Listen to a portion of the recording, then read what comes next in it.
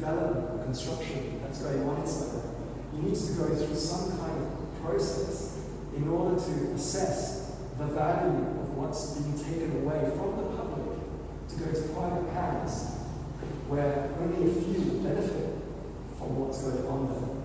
So my aim is to try and show the scale, to celebrate what's there. There's this guy who's a scientist. He's an ecologist, and I went there. He's trying to maintain trails inside the Titiwangsa Range. That's only a short, like from his condo, you can walk out the back, and he's out inside here, just an unloved area. And he tells me about the trails that he's building there. Because one of the ideas that he has is to build community trails inside that, quietly, and then basically announce it to the general public to get them to use it. Because in doing so, if the public is using these paths, there's less likelihood, or they can actually challenge the government to stop building a road, that particular road that's going through. That road runs 40 kilometers from the eastern side, from Ampang all the way towards the Cheras area, and costs a huge amount of money. And already during its construction, it's affected the hydrology of that region, causing floods in some of the smaller companies in that area. This quarry is just on the eastern side. It's the largest quarry in Malaysia. So all of this quarry is going around. I'm going to just show you a small section. You can actually see how close the city is in the background. And it's helping provide developments for all of this. You might think, like from there the quarry also feeds into the construction of roads, etc. All that's going on there. So what I'm trying to do is to show how this complex, how this process of construction is going on. You might think that I'm against development. It's not really that. It's just this idea of how you develop. If you develop in a sustainable way, if you do it in a way that it accounts for the true wealth that's being lost, then you'll get a clearer picture of what's going on. So this is the beginning of a project that I'm working on. So a report stated that basically Kuala Lumpur is the 8th largest city in the whole of East Asia, but with a very low population density. It falls somewhere in the 22nd. What that means is you end up having more commuting to travel to work, services, work, and everything else is further away. So that means more pollution. And the things that are very developed in somewhere like Kuala Lumpur is single highways. A very extensive highway system where you have these drivers on the way to work, and there's only one driver getting to work. Our transportation system is far behind by comparison. So that has a major impact on our environment. And at the same time, if you think about Malaysia or Southeast Asia, if you took Indonesia, the Philippines, and Malaysia, our biodiversity is one of the greatest in the world. In the top 25 places in the world of most biodiverse areas in the world, we represent 25% of that on 3% on the Earth's land mass. So very tiny space, huge amount of biodiversity, a lot of animals or flora and fauna we haven't discovered, and they're going extinct before we even know about it. To be outside, to go camping. You don't get eaten up by mosquitoes. You don't get eaten up by leeches. So the relationship and the awareness of what the environment and the connection to the environment is far greater, just because leisure plays such a big part within the European culture, let's say, in countries where the weather is more temperate. In a tropical country, it was really hard. I mean, I love being outdoors, climbing, etc. When I first came here, and my Swiss friends were bolting climbing routes on limestone cliffs, just 30 minutes away from Kuala Lumpur. And they were making trails to make it easy for you to walk through to these massive limestone cliffs. And in my head, I was like thinking, how do they do this? I'm dying here. Being eaten by sandflies, etc. You learn to get used to this eventually. It's an acquired taste. But that, I think, that joking aside, I think that's a really important part of how nature is viewed as something separate to us. And if you're not someone who hikes or uses nature as something that's fun, you don't have that awareness of that connection. And so someone who spends all their time in air-conditioned spaces might actually think that nature or the ecology outside there, they're not dependent on it. So whatever happens there doesn't really affect them. But it does. You have ecological services that are provided by nature, in the sense that water filtration. So the water that we get coming out of the taps doesn't need to be filtered or treated hugely because it comes from the Titiwangsa range, along with the rivers going through to the Klang reservoir. It comes out of the taps. It's been treated very mildly, and we get that. If we didn't have that service, it's because we chopped all those forests down, the cost would be enormous. And I think Singapore knows that cost as well because it imports water from Malaysia.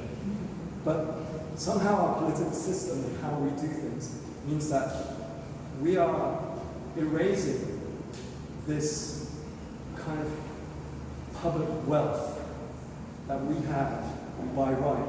And many people don't even know that they're losing it because they're not aware of how important that it is.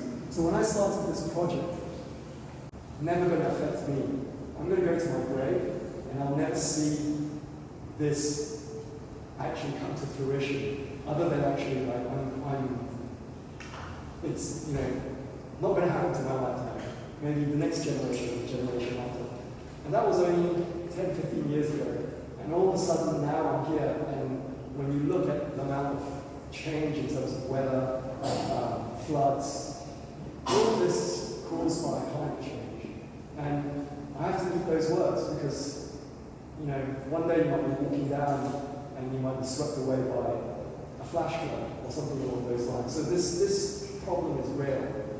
And I think one of the issues and the concerns of how this has come about, at that time I used to think that the reason why things are the way they are is because of how we perceive economic growth and how we kind of calculate it.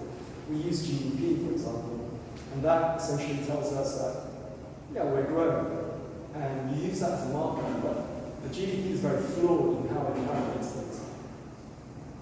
It doesn't account for the inherent wealth that the country has. So to put it simply, it's a bit like saying, I want to improve my income, I own a house, I'm going to chop my furniture, I'm going to chop the beams off my home, and sell that as firewood in order to increase my income. Yes, your monthly income will grow, but the assets that you hold, your wealth, that decreases. If you focus on the GDP, as many nations has done, Europeans, the West, as well as here, and they acknowledge that that is a problem because it creates a very skewed perspective, what happens is you keep thinking you're growing, but you don't know how much you've lost. And that's simply because we don't actually put a value, an economic value, on nature. So there's a report that's come out, it's called the Das Gupta report, and it speaks very eloquently about the economics of biodiversity and the need to actually put some kind of value to the services, the ecological services that are provided by nature. Because at the rate we're going, especially in Kuala Lumpur and the Greater Bay, it's not going to last very long. Despite what's going on, it's still an incredibly green city. There's a lot to be saved. And so when I started working on this project, there were two things I was looking at. One was, I wanted to show the scale of the destruction. And the reason for that is because people are aware about what's happening around KL, within KL, in terms of the destruction and deforestation that's going on there. But they are kind of like reported as separate issues. So you get this kind of noise in the background that these things are going on, but you don't really know the scale, and you don't really know what's really truly being lost. And so I felt like I needed to show that scale. One of the things I did was actually take pictures aerially to give a sense of what was being lost. At the same time, it's also a celebration of what we still have, what can still be saved. Because on the east coast of, on the eastern side of Kuala Lumpur, you still have primary forests. And some of these parks, it's like you connect all the way up through the spine of Malaysia, all the way to Taman Negara. So it goes for a long, long way. Obviously, timber loggers have gone in there and taken stuff out. We don't know how much we've lost. But it's still there, it's still intact. Recently, like in let's say the fifth picture there where you see this highway cutting through, that road is cutting through the eastern side of the city in like the forest near the Titiwangsa Range. It's a new highway, it's meant to kind of like help with traffic and connect the eastern suburbs of the city. But it's going through all of this forest, and you think of a forest, a big forest, as a large habitat. If you slice a piece of road down the side of it, it's like cutting a piece of cake.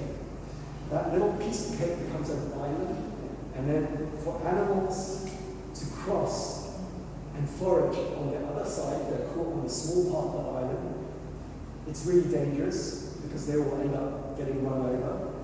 But the other aspect of it is like, eventually this little slice of cake will bring people, will bring settlements, and eventually that will become another bigger city. We're not like Jakarta. Malaysia, Kuala Lumpur is not like Jakarta or Manila. They've gone through that similar fate and have lost so many things. The difference here in Kuala Lumpur is that there's something to be saved there still. You've got waterfalls that's only 30 minutes away from the city centre. You take a walk 2 kilometers inside there, you can get a full-on massage in cold water. You have communities, like those 2 houses that you see there, that's actually inside KL city, not Greater KL, but actually in the city itself. It's maybe 15 minutes drive from the city centre itself. And when I went there to photograph that, it had suffered from flooding, and so you have landslides in that area. And just behind those forests, you have the third picture along there. You see that those high rises. Just below, that's Mount Kiara, and just in front of it are new homes, like land homes, where you basically have 2 or 3 story houses. And that forest was cleared in order to make way for these new luxury developments. That's not a reserve necessarily, because that forests are kept in some are reserves, some are just basically forest level, and they're not assigned something.